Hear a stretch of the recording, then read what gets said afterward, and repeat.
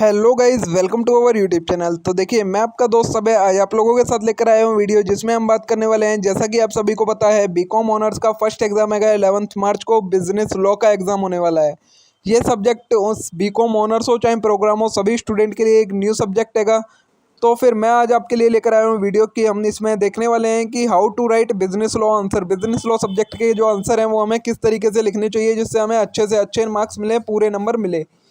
तो मैं आपको आज जो फॉर्मेट बताने वाला हूँ आंसर से लिखने का, उसी फॉर्मेट में अगर आप मार्क्स आंसर लिखते हैं तो आपका कहीं भी मार्क्स नहीं कर सकता और आपके फुल मार्क्स आ सकते हैं।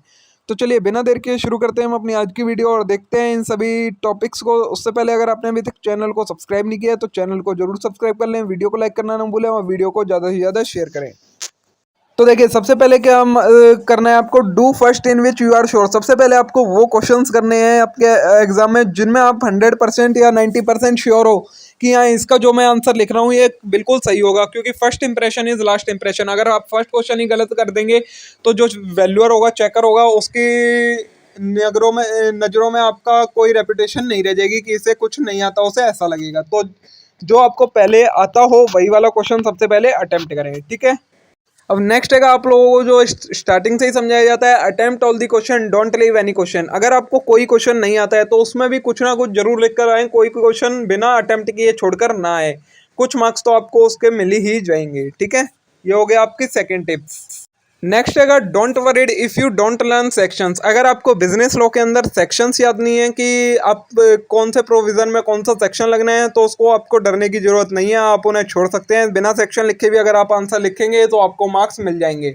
मैक्सिमम से मैक्सिमम अगर आप सेक्शन नहीं लिखते हैं तो हाफ एंड मार्क्स डिडक्ट किया जाएगा आपका, उससे ज़्यादा मार्क्स डिडक्ट नहीं किया जाएगा सेक्शन के लिए। तो इनके लिए आपको चिंता करने की जरूरत नहीं है। तो देखिए, अब आएगा हमारे पास फॉर्मेट कि हमें आंसर अपना कैसे लिखना है बिजनेस लॉ का। ये आएगा फॉर्मेट, फिर मैं आपको इसका एक क्वेश्चन भी सॉल्व करवाऊंगा आज की वीडियो में, तो बने रहिएगा लास्ट तक। सबसे पहले आप कोई भी आंसर लिखते हैं तो उसमें आपको क्या लिखना होता है, सबसे पहले आपको लिखना होता है एक्ट एप्लीकेबल, मतलब किस एक्ट के अकॉर्डिंग आप ये इसका आंसर बता रहे हैं। अगर आप, चलिए वो आगे बात बताऊंगा कैसे लिखते हैं, सभी आप सिर्फ ये देख लीजिए एक्ट एप्लीकेबल में क्या लिखना होता है, ठीक है। फिर सेकंड आता है प्रोविजन। जो भी उस चीज के बारे में आप लिखेंगे उसे हम लिखते हैं प्रोविजन के अंदर, जो भी क्वेश्चन में पूछा होता है। फिर आता है third fact of the case. अगर कोई केस स्टडी टाइप क्वेश्चन है तो ये वाला पॉइंट आएगा, वरना ये पॉइंट नहीं आएगा। इसमें आपको क्या लिखना होता है, जो आपको क्वेश्चन में बता रखा है केस के बारे में, वो सारा केस आपको इसमें अपनी लैंग्वेज में लिखना होता है। और लास्ट में आपको देना होता है इसका एक कंक्लूजन कि इसका आंसर क्या होगा, ठीक है। तो चलिए सॉल्व करते हैं हम अपना एक क्वेश्चन। तो देखिए, क्वेश्चन है हमारे पास, under what circumstances a contract is said to be induced by undue influence, discuss effect of undue influence. हमें बताना है कि ऐसा कब होता है कि एक कॉन्ट्रैक्ट को हम कहते हैं कि अनड्यू इन्फ्लुएंस से इंड्यूस्ड हो रखा है कॉन्ट्रैक्ट, मतलब इसमें अनड्यू इन्फ्लुएंस का यूज़ किया गया है। और हमें अनड्यू इन्फ्लुएंस के इफेक्ट्स को भी बताना है। तो देखिए, अब इसका आंसर कैसे लिखेंगे। सबसे पहले आपको लिखना है, जैसा कि मैंने बताया था, एक्ट एप्लीकेबल। तो एक्ट एप्लीकेबल में अगर आपको सेक्शन याद है तो आप पहले सेक्शन नंबर लिखेंगे, जैसा कि मैंने लिखा है सेक्शन 16 सबसेक्शन 1। उसके बाद किस एक्ट में से आप इसका आंसर दे रहे हैं, तो ऑफ इंडियन कॉन्ट्रैक्ट एक्ट 1872, ये आ गया आपका एक्ट एप्लीकेबल में।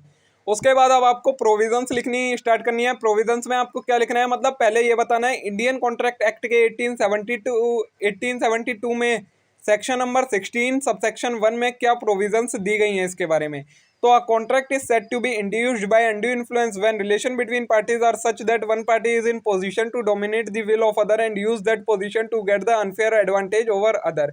एक कॉन्ट्रैक्ट को हम तभी कहेंगे कि इसमें अनड्यू इन्फ्लुएंस का यूज किया है जब पार्टीज के बीच में रिलेशन हो कि ऐसी कि एक पार्टी डोमिनेट पोजीशन पर है कि वो दूसरे की विल को डोमिनेट कर सकती है, ऐसी पोजीशन पर है कि दूसरे की विल को चेंज कर सके, उसे हम कहते हैं। और वो पार्टी उस पोजीशन का यूज करके उससे अनफेयर एडवांटेज ले ले, तो उसे हम कहते हैं फिर a contract is said to be induced by undue influence, ठीक है। ये हो गई provision.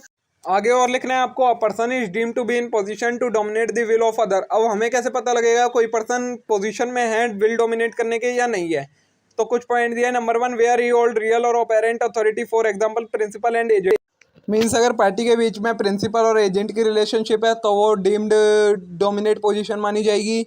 Second, where stand in fiduciary relationship. अगर फाइड्यूशियरी रिलेशनशिप में मतलब डॉक्टर एंड पेशेंट के बीच में जो रिलेशन होती है एक दूसरे पर ट्रस्ट वैसी है तो डोमिनेट मानी जाएगी position. Third, where party with home contract is made is in mental distress, और अगर पार्टी के साथ कॉन्ट्रैक्ट किया गया है वो मेंटल डिस्ट्रेस में है तो फिर जिस पार्टी ने कॉन्ट्रैक्ट किया है दूसरी ना, वो डोमिनेट पोजीशन में माना जाएगा। ठीक है।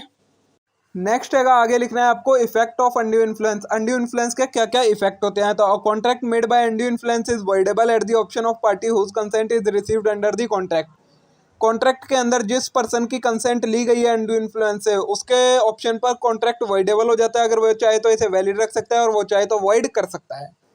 नेक्स्ट है फिर बर्डन ऑफ प्रूफ किस पर होता है। तो in case where there is presumption of undue influence, the burden of proving that the person who is in dominant position did not use his position to obtain unfair advantage will lie on person who is in dominant position to dominate the will of other.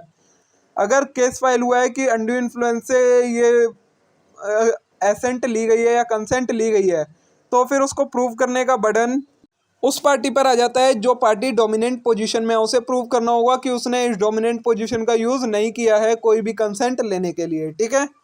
तो देखिए दोस्तों, ये मैंने आपको बता दिया है कि किस तरीके से आपको अपना आंसर प्रेजेंट करना है। यहीं पर अगर एक ये केस स्टडी वाला होता तो फिर जो आपने ये प्रोविज़न लिख लिए हैं, इसके बाद आपने को क्या लिखना था, फैक्ट ऑफ द केस लिखने थे और कंक्लूजन लिखना होता है अगर आपने प्रोविज़न केस स्टडी वाला क्वेश्चन है। और डायरेक्ट है तो उसमें आपको सिर्फ यही दो चीज़ें, एक्ट एप्लीकेबल और प्रोविजंस लिखनी होती है। तो मे भी आज की वीडियो आप लोगों को पसंद आई होगी, आप लोगों के लिए बहुत ही ज़्यादा हेल्पफुल रहने वाली होगी। अगर वीडियो अच्छी लगी हो तो वीडियो को लाइक जरूर करें, चैनल को जरूर सब्सक्राइब करें और वीडियो को शेयर करना ना भूलें। Thank you.